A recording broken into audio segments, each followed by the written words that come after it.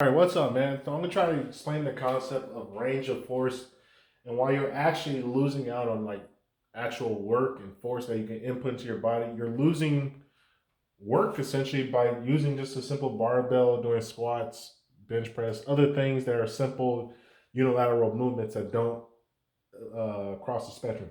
So if you like think about this, this is actually a dome because we operate in a 3D space, but just for argument's sake, we're going to make it a cross section of that dome from the I forget what they call it, the frontal zone.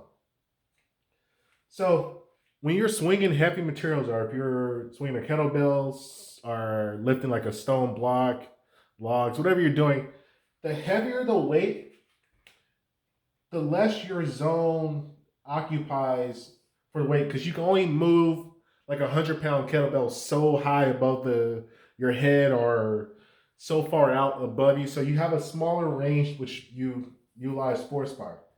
But that force is around your entire body because you can move a kettlebell in so many different positions, so many different dynamics. When you're looking at like maybe bench press or squat, you can only go pretty much up and down. So the weight essentially just sits within this box or this frame by which you operate, because it's not like you're spinning a barbell or anything like that. But here's where things get more complex. Well, not complex, but this is where you see the real change in dynamics. The lighter the weight you go with maces, kettlebells, clubs, or something like that, you can start to spread out your movement. You can extend your arms further. You can extend your range of motion in a further capability. So you can extend your range for your medium weight size things, and you extend the range for your lighter weight. So in fact, you're encompassing a way bigger zone of potential work you can occupy. As opposed to if you're doing bench press or squats, you're still going the same range of motion because you're just going up and down. So whether you go lighter weight, heavier weight, it's not getting bigger. So the range for a squat and the range for for range of squat, it's going to stay the same. So whether you're doing 100 pounds or 500 pounds, a squat's going to be a squat regardless. You're going to be in the same frame of work, as opposed to the kettlebell clubs or maces, which you have a higher range and more force can disperse among yourself.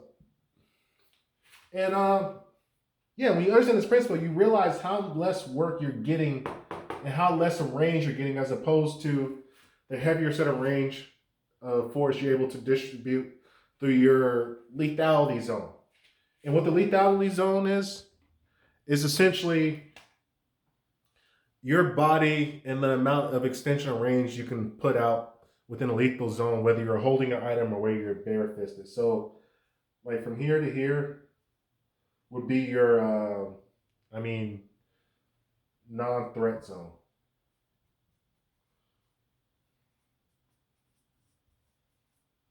So as you can see,